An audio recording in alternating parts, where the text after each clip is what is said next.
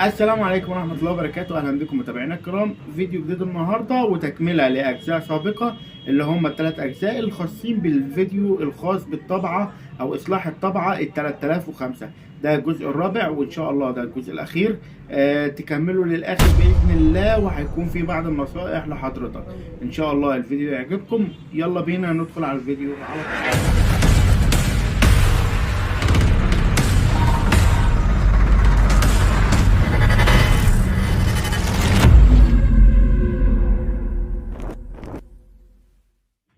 هبدأ بس ان انا احط الدرج كده واشوف الطبعة هتقوم معايا ولا الطبعة هيبقى فيها مشاكل اثناء ما تقوم معايا. طيب ليه بقى انا بعمل الخطوة ديت؟ بوفر على نفسي عشان لو في اي حاجة اعملها قبل ما افك. كده الطبعة قامت معايا هي، والفلاتة قامت معايا، او البانل ده قام معايا وقرا معايا اهو. مفروض ان هو يطلع لي ايرورات لان انا مش مكمل الطبعه. هشوف بس هتاكد ان هي هتطلع لي ايرورات ولا لا، وبعد كده هرجع ان انا اكمل الطبعه مره. المفروض ان هو طلع لي ايرور اهوت كده تمام. انا عارف الايرور ديت ان انا ما كملتش بقيه الحاجه وما ركبتش بقيه الحاجه، بس كده البانل معايا شغال تمام. هبدا ان انا اقفل الطبعه وهبدأ ان انا اشيل الكهرباء مرة تانية، وخلاص كده اتوكل على الله واقفل طبعتك واقفل مساميرك. طيب طبعا اماكن المسامير المفروض ان احنا هنبقوا عارفينها.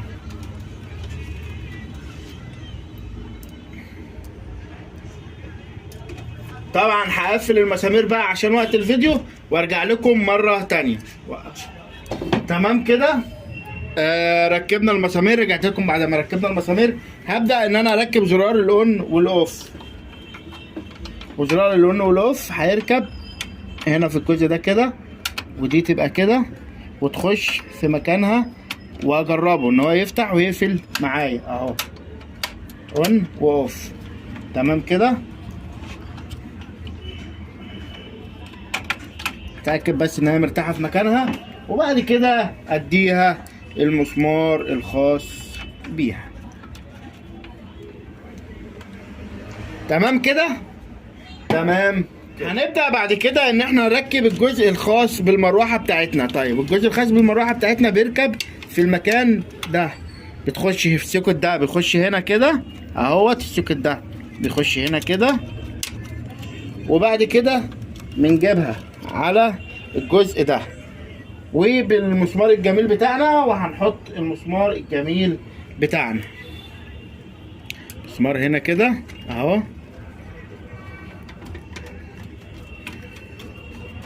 مسمار اهو، والمسمار التاني هنحطه هنا.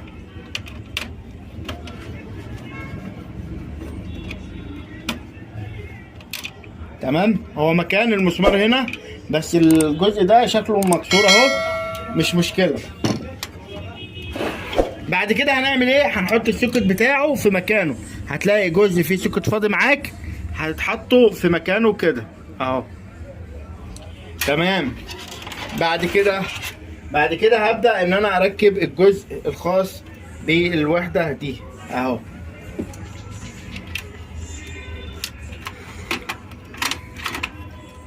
احنا قلنا اهم حاجة ان احنا نشتغل بهدوء من غير اي ازعاج حوالينا، او من غير ما احنا نتوتر.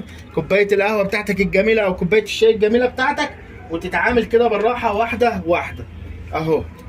خلاص احنا بنشطب خلاص اهو، قربنا نقفلها من غير اي مشاكل ان شاء الله. وجربنا الطبعه وعرفنا ان الطبعه اشتغلت تمام. تمام كده. ركبنا الجزء ده واطمنا على الدنيا معانا تمام اهو. هنبدأ ان احنا نركب الجزء البلاستيك اللي بيبقى موجود هنا كده. طيب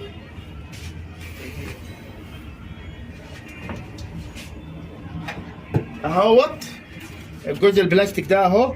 هنبدأ ان احنا ايه بقى، نحط الجزء ده هنا من هنا كده اهو، ونيجي رايحين واخدينه على الجزء ده كده. بص بقى قابلني المشكلة اهي، وارد قوي وارد اوي ان يحصل معايا يقابلني اي حاجه. هبدا ان انا اشيلها كده بالراحه تاني. المسمار ده هبدا ان انا افكه، وبعد كده هدخل الجزء ده، بعد كده هدخل الجزء ده في مكانه لحد ما يبات معايا في مكانه، وبعد كده هبدا ان انا ازق او اربط، معلش اربط الفردتين دولت كده مع بعض. حلو اوي، خلصنا. طيب هنبدا بقى ايه، نحط الغطا اللي فوق. اول حاجه ما ننساش الجزء ده، عشان ده الجزء بيبقى الحمايه بتاعه الحمايه الخاصه بالفلاته ديت، والجزء البورده بتاعته. هنبدا ان احنا نحطها كده، وهنيجي من فوق تمام، ونبدا نحط الكفر بتاعنا اهوت. هنيجي كده من فوق ونحط الكفر بتاعنا اهو، يدخل في مكانه بكل سهوله.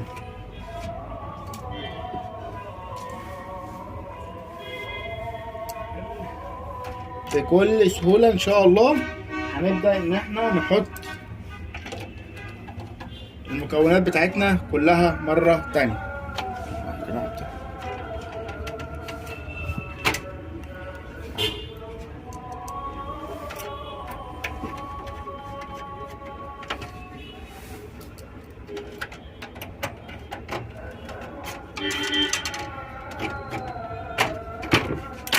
والجزء ده هنقفله كده، خلاص كده هو اتقفل في مكانه.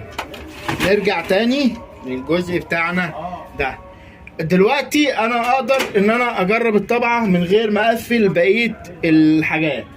طيب حابب تجرب الطبعه على كده، خير وبركه، تتفرج على ثمره مجهودك اول باول. يعني مش هقولك لا، لو حابب ان انت تجربها دلوقتي جربها عادي وشوف.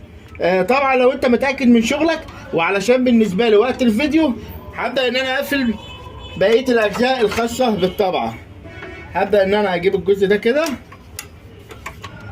والمسمار بتاعه، هبدا ان انا احط المسمار بتاعه جوه كده بالراحه، وكده يبقى انا قفلت الجزء ده. حلو كده. نيجي بقى على ايه، على الجزء اللي ورا. نيجي على الجزء اللي ورا. اول حاجه هتركب معانا اللي هي حته البلاستيكه دي. حته البلاستيكه دي هنركبها كده اهو تمام. وبعد كده هبدا ان انا اركب الكفر الاخراني ده، اركبه كده، وبعد كده المسمارين الكبار بتوعي، وهبدا ان انا اقفل الجزئين دول. قفلت المسمارين دولت اهوت. بعد كده هعمل ايه، هريح جاي الكفر الاخراني ده، والجزء ده اجراح مسلمه هنا في الحته دي، ومن اليمه التانيه نفس الكلام. وبعد كده اهوت قفلت اهو، مفيش مشكله. الجزء اللي هنا ده الصاجه بتاعته اهي، هبدا ان انا احطها كده بالراحه اهوت، واحده واحده اهو، وبعد كده خلاص كده رجله. واخر حاجه عبده اللي معايا دراعه وجعه من كتر ماسك الموبايل. يعني عايز اقول لكم ان احنا بنتعب عشان نعمل لكم الفيديوهات ديت، فيا ريت تدعمونا وتدونا اللايك والاشتراك الجميل بتاعكم.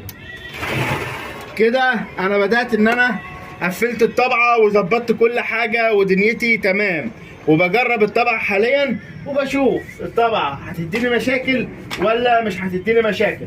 انتوا فاكرين اصلا المشكله كانت ايه؟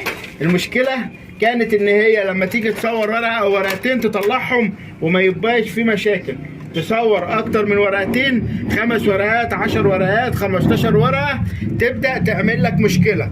والمشكله دي كانت بتحصل في الدرجين. ان شاء الله هننتظر لما تخلص هنا، وبعد كده هنجربها من على الكمبيوتر مره تانيه.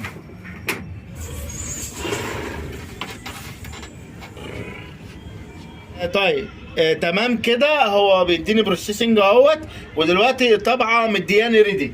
يلا بينا بقى نجربها طبعا ونشوف المشكله هتحصل معانا تاني ولا لا. يلا 10 ورقات اهمت، وان شاء الله مش هتحصل معانا اي مشكله، والطبعه هتبقى زي الفل. بدأت تاخد الاوردر اهو.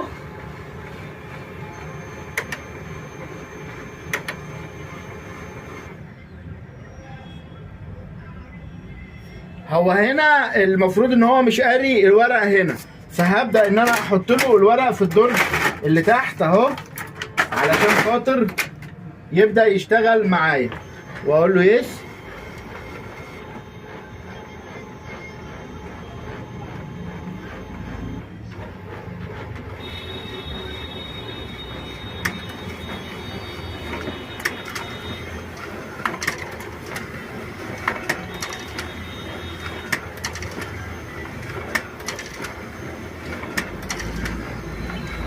طبعا مكتوب هنا اهوت العدد اللي بينطبع كم من 10. تمام كده 10 من 10. طيب الطبعة هتديني ايه؟ الطبعة هتديني ريدي كده. تمام كده ظبطنا طبعتنا بنفسنا ومن غير ما نروح لحد، وان شاء الله المشكلة دي تتحل معاك. ما تنساش تديني اللايك والاشتراك بتاعك الجميل وتشير الفيديو عشان لو حد غيرك حب ان هو يستفيد. ان شاء الله الفيديو يكون عجبكم. اشوفكم في فيديو جديد، والسلام عليكم ورحمة الله وبركاته.